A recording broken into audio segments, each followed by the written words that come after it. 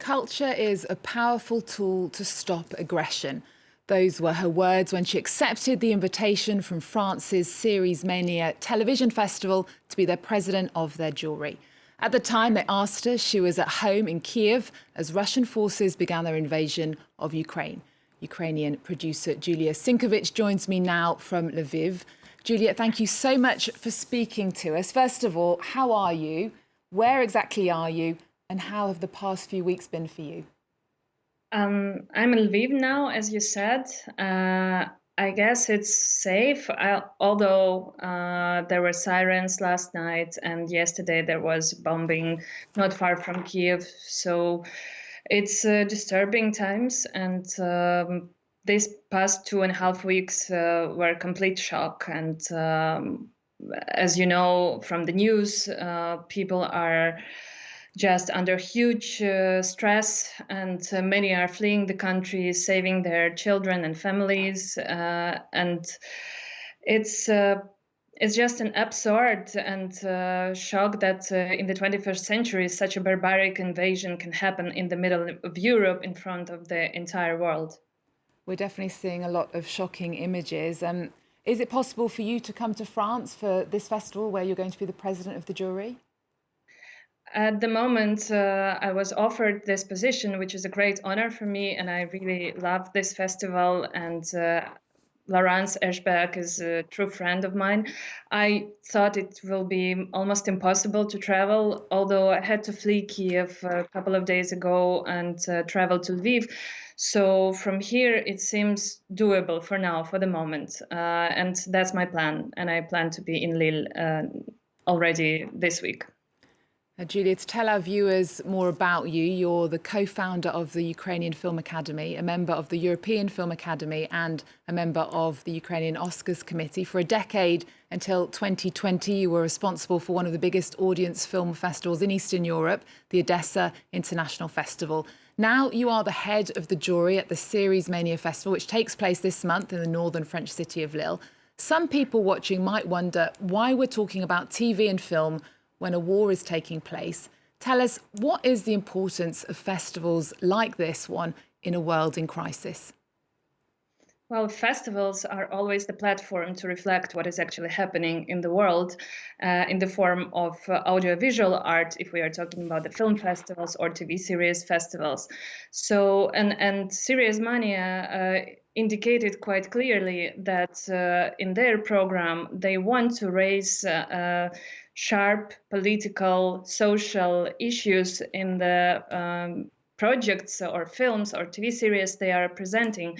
So I think that's what we can do, being people of culture, me being a person of culture. I think that this is the language I can speak the best.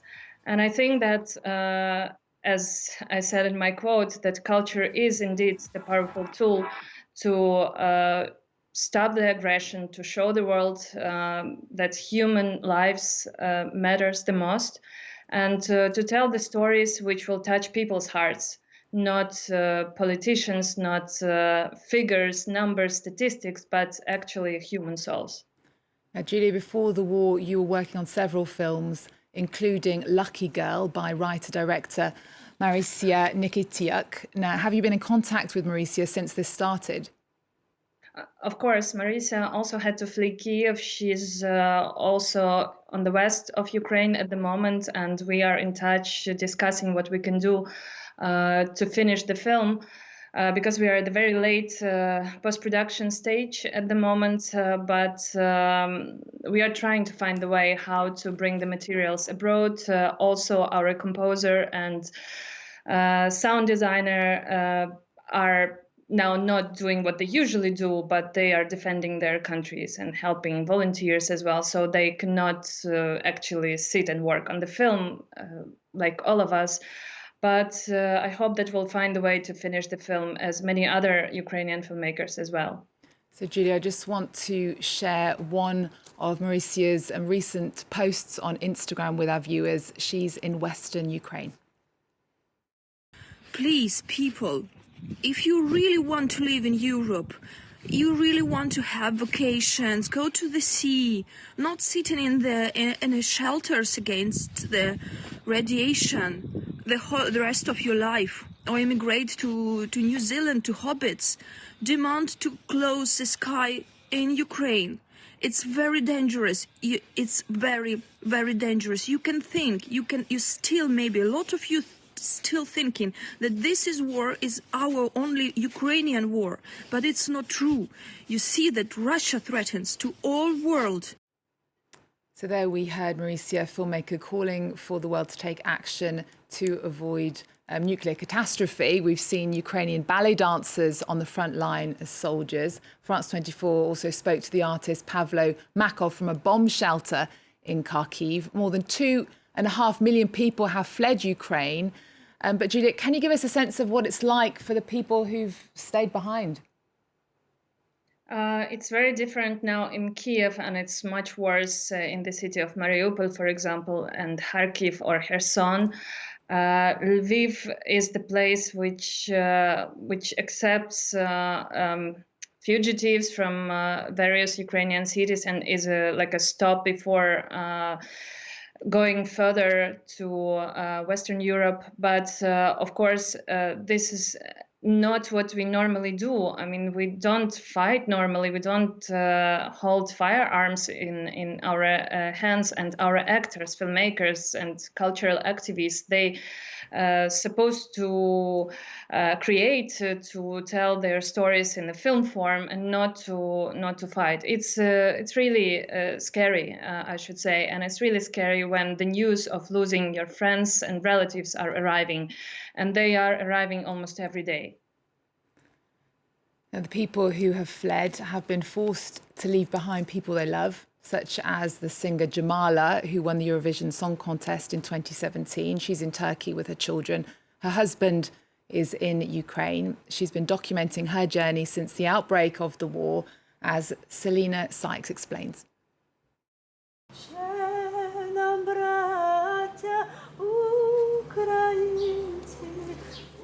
The Ukrainian anthem ringing out in Istanbul. Jamala is a famous singer back home. Like many women, she was forced to flee her country with her children, leaving behind her husband in a shelter in Kyiv. I can't sleep at all because, you know, every minute I'm thinking about how is he, how is everything. And yesterday, for example, I've heard that one friend of mine, he was an actor. He was 33 years old, and he was killed by Russian army. Jamala documented her escape on social media, a 400-kilometer journey with no food. When we were in Ternopil, I woke up at 6 because I've heard bomb explosion.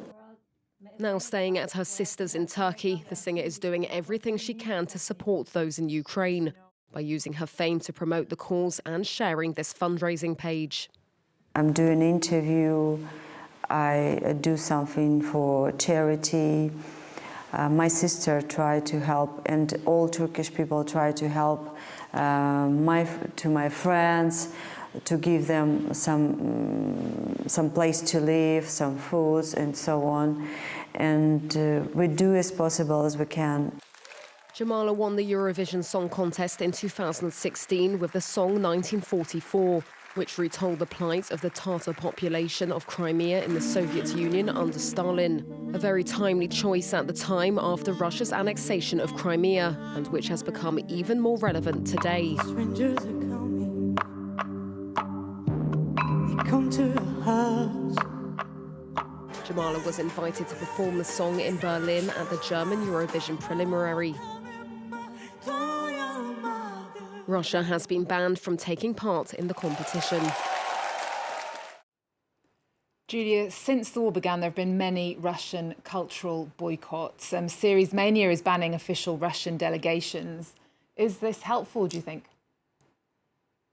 That was our immediate reaction. This is the necessary thing to do at the moment, because Russian propaganda has been there, present everywhere in Europe and also in the world for a decade. And even now, they continue to spread fake information about what's happening here. I think that now this is not the right time to showcase films, content, TV series which were supported by the government of Russia. And now at this moment, I think this is really what has to be done by all the film festivals, distributors, film organizations, culture institutions, to show that in case this aggression won't be stopped, Russia will be isolated for years. Now, Julia, you're from Kyiv. You're coming to France for the festival, which goes on until the 25th of March in Lille. Where will you go afterwards? I'm going to come back to Ukraine. I'm not ready to leave my country yet. I'm needed here. I'm involved in many activities, and my family is here. Our man stayed in Kiev, so I feel that my place is here for now, and that's my home, and I want to live at home in peace. The French culture minister, has just announced a €1 million aid package to help Ukrainian artists and Russian dissident artists who would want to come to France. Do you think that might be something you would consider? Not for the moment. And also I think that French Ministry of Culture should not support Russian dissidents. I think that they should have taken care of themselves earlier. Julia, thank you so much for joining us. Best of luck to you. We'll be thinking about you. Series Mania is on in Lille from the 18th to the 25th of March. And just before we go, we're going to leave you with some images from around Europe of street art that has been created in solidarity with the Ukrainian people. Remember our website. We're also on Twitter, Facebook and Instagram. There's more news coming up on France 24 after this.